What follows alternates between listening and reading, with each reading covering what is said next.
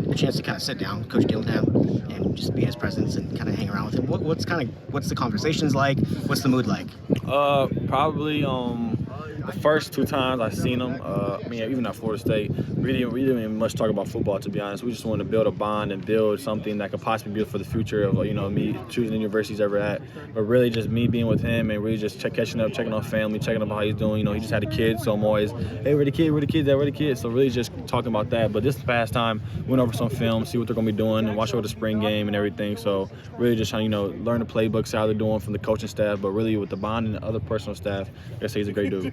They had a lot of talent on campus with you. A lot of guys, talking to some of them, they're mentioning, they can envision kind of what the class would look like and how much talent would be there. Yeah. How much did you get that sense when you're kind of looking around, seeing all these five-star guys? That's what I was saying. I think Mateo was there. He's from West Coast. Where's Jaden Wayne from? I know.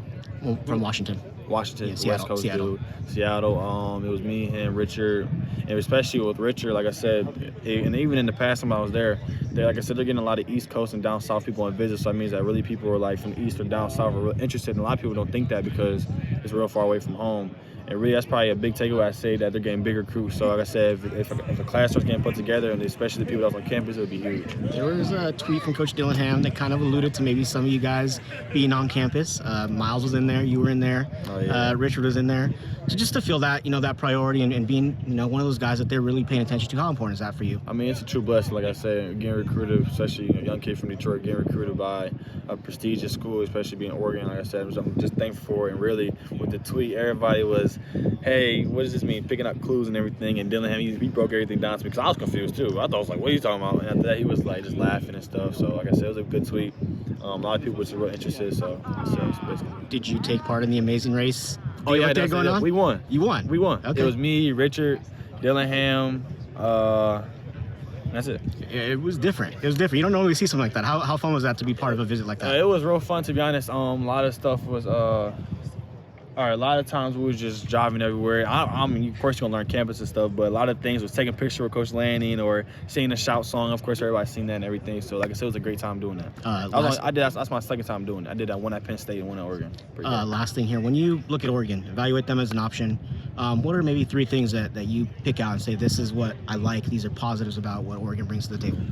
Especially with this staff, one thing of course I appreciate is if you know their backstory of them being parents, of them being a coach, and what it took for them to be coach, and really a lot of people on staff have their why, I should say. But if you really understand the why of Coach Lanning, of Coach what he's done to get to that spot, Coach Dillingham, and the other coaches on staff, it just really took that in and really appreciate what, like I said, a lot of staff and especially what they're doing, and really me being out there.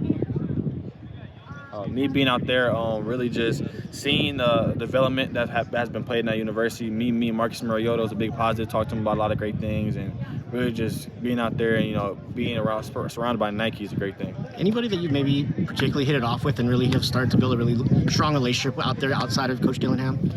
Coach Lanning, Coach Dillingham, Coach Junior, receiver coach, Coach Locke, especially because we played Madden 1,000 times. I kept beating him, so he kept getting mad. So. Are you kind of down to a select group of schools now that guys are off the board and things are going other ways, or where are you at? Like I said, in a lot of reports, like I said, a lot of 24/7 Rivals and other brands of groups, they all said that when a quarterback commits, it's going to be a domino, fall. So, like I said, it's been all going on, and a lot of people are setting their dates and everything, and I don't have no date set yet.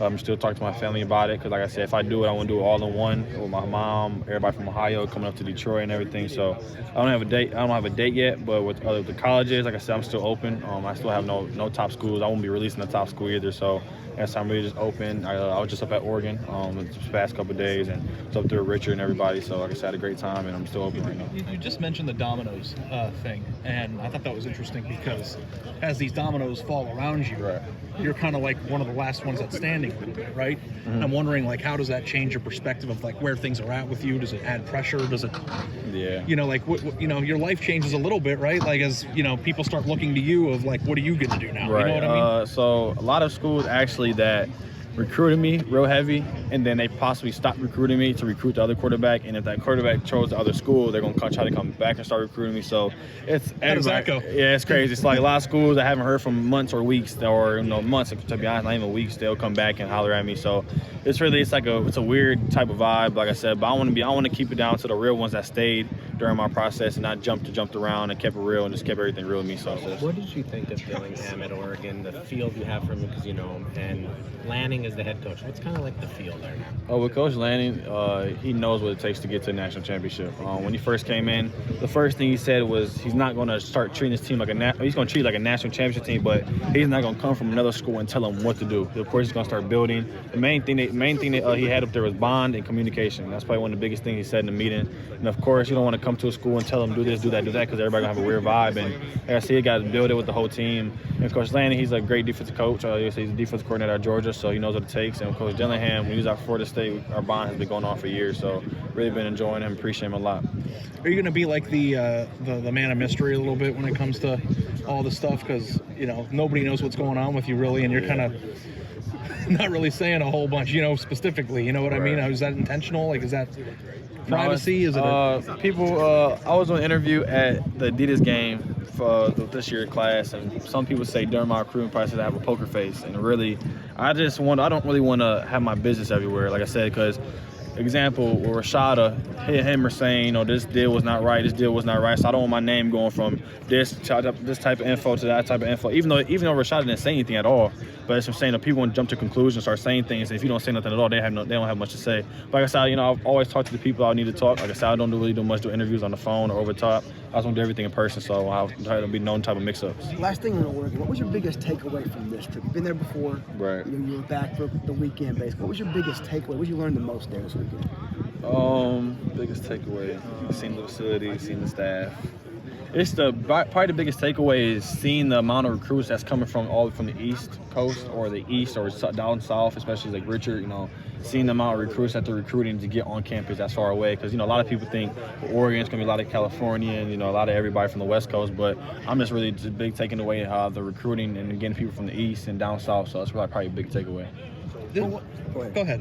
What's next? I mean, obviously it's a dead period now. Do you see your recruitment going into post-dead period, August? Where are you at with the timeline? Yeah, I hate dead periods. I hate how that all happens because like you don't get to really see much and they can't really do much with you. So really just trying to, like I said, everybody know I want to take A&M visit. I want to see what A&M was about, and really just wanted to sit down with my parents and talk to them about it and see what's going on from there. So I don't have nothing like planned yet. Do you get the sense that Michigan fans are like on the edge of the seat with you? Like they're like, what is that like to be a kid in Detroit?